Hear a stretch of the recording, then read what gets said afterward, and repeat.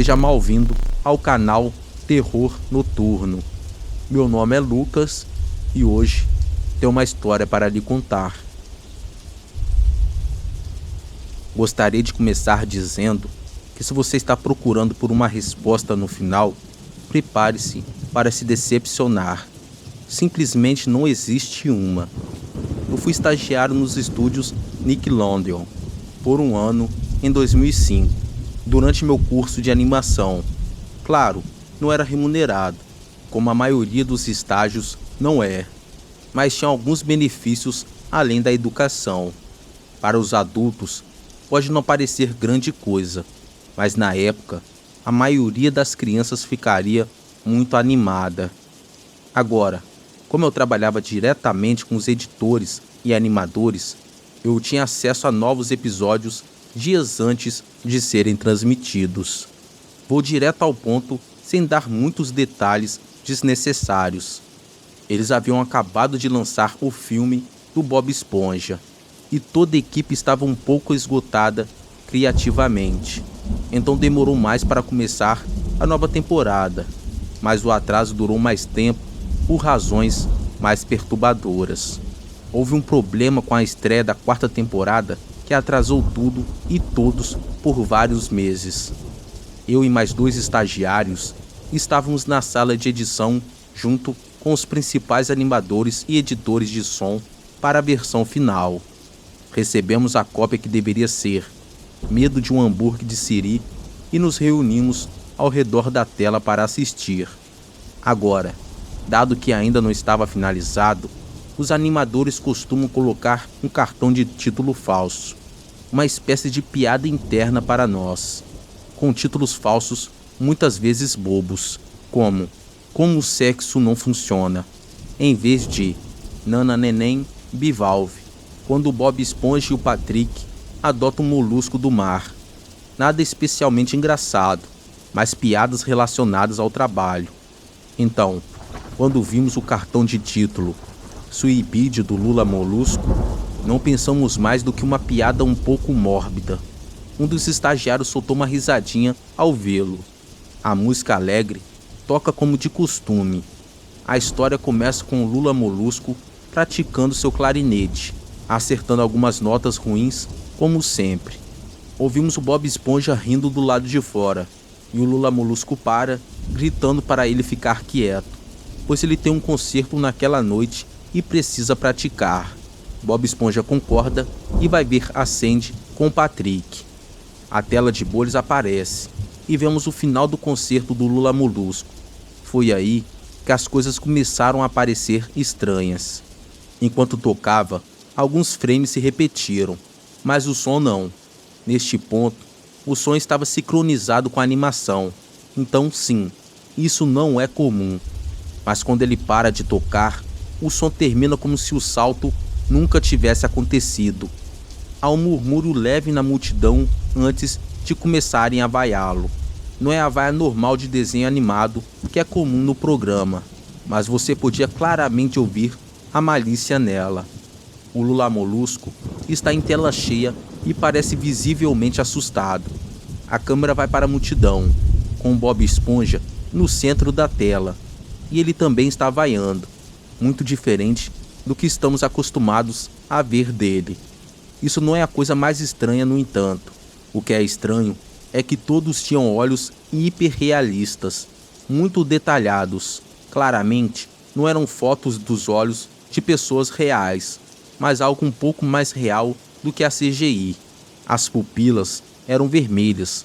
Alguns de nós se olharam, claramente confusos com tudo aquilo, mas como não éramos os roteiristas, não questionamos seu apelo para as crianças ainda. A câmera focaliza no Lula Molusco, que está sentado triste na beira da cama. Pela janela, dá para ver que é noite, então parece que não passou muito tempo desde o concerto. O estranho é que não tem nenhum som neste momento, absolutamente nenhum, nem mesmo o som dos alto-falantes, embora o indicador deles mostre que estão funcionando bem. Ele fica ali, piscando nesse silêncio absoluto por uns 30 segundos. Depois, começa a chorar baixinho. Coloca as mãos ou os tentáculos nos olhos e chora sem fazer barulho por mais ou menos 1 minuto, enquanto o som ao fundo começa a crescer muito devagar, de um quase nada até algo audível. Parece um sussurro suave através de uma floresta. A câmera se aproxima devagar do rosto dele. Quando digo devagar, quero dizer que só dá para notar se comparar as imagens lado a lado com uma diferença de 10 segundos. Os soluços ficam cada vez mais altos, mais cheios de dor e raiva. A tela treme um pouco, como se distorcesse por 1 segundo, e volta ao normal. O som do vento nas árvores fica lentamente mais alto e mais intenso, como se uma tempestade estivesse se formando. O assustador é que esses sons e os soluços do Lula Molusco parecem reais, como se não viesse dos alto-falantes, mas como se os alto-falantes fossem janelas de onde os sons estavam vindo. Mesmo que o estúdio tenha bons equipamentos, é difícil acreditar que conseguiriam reproduzir um som com tanta qualidade. Abaixo do barulho do vento e dos choros, ouvimos algo como risadas, bem suave. Essas risadas vinham de tempos em tempos, duravam apenas 1 segundo, então era difícil percebê-las. Assistimos a esse episódio 2 vezes, então me perdoe se as coisas parecem muito específicas, mas tive tempo suficiente para pensar nelas. Depois de uns 30 segundos disso, a tela ficou borrada e tremeu muito, e algo piscou na tela, como se estivesse trocando um único quadro. O editor principal de animação parou e retrocedeu quadro por quadro. O que vimos foi terrível. Era uma foto parada de um adolescente morto, talvez com 15 anos. O rosto estava machucado e ensanguentado, um olho pendurado sobre o rosto, virado para cima. Parecia ter estourado. Estava só de cueca, com o estômago aberto e as entranhas ao lado. Parecia estar deitado numa rua. A parte mais perturbadora era que havia a sombra de quem tirou a foto. Não tinha fita de isolamento, nem marcas ou etiquetas de evidência, e o ângulo estava totalmente errado para uma foto feita para investigação. Parecia que a pessoa que tirou a foto era responsável pela morte do adolescente. Claro, ficamos horrorizados com aquilo, mas continuamos assistindo, na esperança de que fosse apenas uma brincadeira de muito mau gosto. A tela voltou para o Lula Molusco, ainda soluçando mais alto do que antes, com metade do corpo na tela. Agora, parecia que tinha algo parecido com sangue escorrendo dos olhos dele, feito de um jeito que parecia muito real, como se fosse possível sentir o sangue nos dedos se tocasse na tela. O som do vento estava mais intenso, parecia um vendaval na floresta. Até dava para ouvir os barulhos dos galhos se quebrando.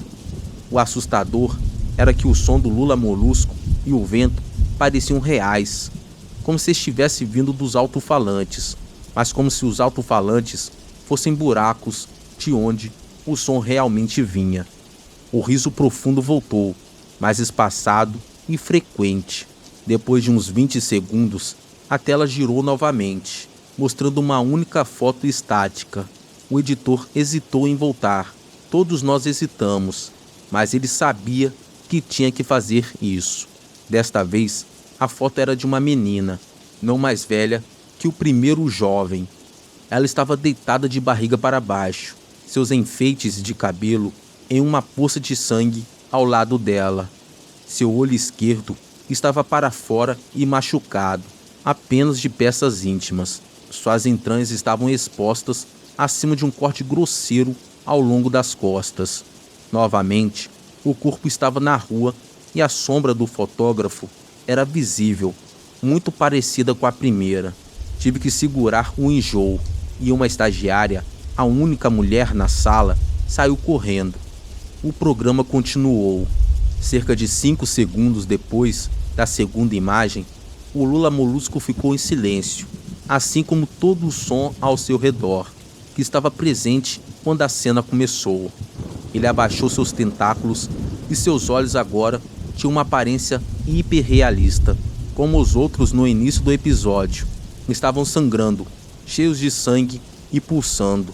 Ele apenas fixou o olhar na tela, como se estivesse observando o espectador. Após aproximadamente 10 segundos, ele começou a soluçar, desta vez sem cobrir os olhos. O som era agudo e alto, e o mais assustador era que seus soluços se misturavam a gritos.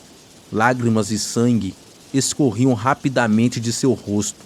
O som do vento retornou, junto com a risada profunda, e desta vez a imagem estática permaneceu por 5 quadros. O animador conseguiu parar no 4º quadro e retrocedeu. Desta vez, a imagem era de um menino com a mesma idade, mas a cena era diferente.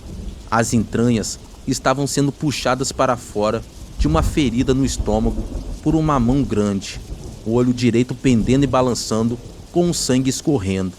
O animador continuou. Era difícil acreditar, mas a próxima cena era diferente, embora não pudéssemos identificar o que. Ele passou para a próxima, mesma coisa. Ele voltou para a primeira e as reproduziu rapidamente. Eu não aguentei, vomitei no chão, enquanto os editores de animação e som ficavam chocados diante da tela. Os 5 quadros não eram como 5 fotos distintas. Foram reproduzidos como se fossem quadros de um vídeo. Vimos a mão levantar lentamente as entranhas. Vimos os olhos do jovem focarem nisso. Vimos até 2 quadros do jovem começando a piscar. O editor principal de som nos pediu para parar e chamou o criador principal para ver o que estava acontecendo.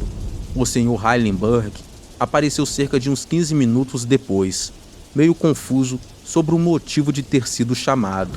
O editor continuou o episódio. Depois de alguns quadros, todo mundo começou a gritar, e mais uma vez, todo o som parou.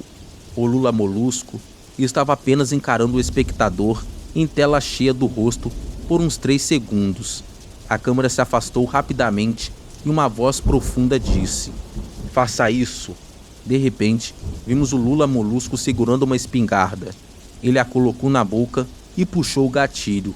Sangue e matéria cerebral voaram pela parede e sua cama, e ele foi lançado para trás com força. Os últimos 5 segundos mostraram seu corpo na cama, de lado, um olho pendurado no que sobrou de sua cabeça, olhando fixamente para ela. E assim, o episódio acabou. O Sr. Heilenberg estava claramente irritado com tudo aquilo e queria entender o que estava acontecendo ali. A maioria das pessoas saiu da sala nesse ponto. Então, sobramos apenas alguns para assistir de novo. Assistir ao episódio pela segunda vez só fez gravar tudo em minha mente e me deu pesadelos terríveis. Desculpe por ter ficado assim. A única teoria que conseguimos pensar foi que o arquivo foi editado por alguém dentro do estúdio. Desde a produção até aqui, o CTO foi chamado para investigar. A análise do arquivo mostrou que foi editado com novo material. No entanto, o carimbo de data e hora indicava que isso aconteceu apenas 24 segundos antes de começarmos a assistir. Todos os equipamentos foram examinados quanto a software e hardware estranhos, bem como falhas que poderiam ter causado o erro na data e hora. Mas tudo estava normal. Até hoje, ninguém sabe o que aconteceu naquele lugar. Uma vez que as fotos foram investigadas devido à sua natureza, não houve resultados concretos. Nenhum jovem visto nas imagens foi identificado. E tanto os dados quanto as pistas físicas nas fotos não levaram a qualquer pista.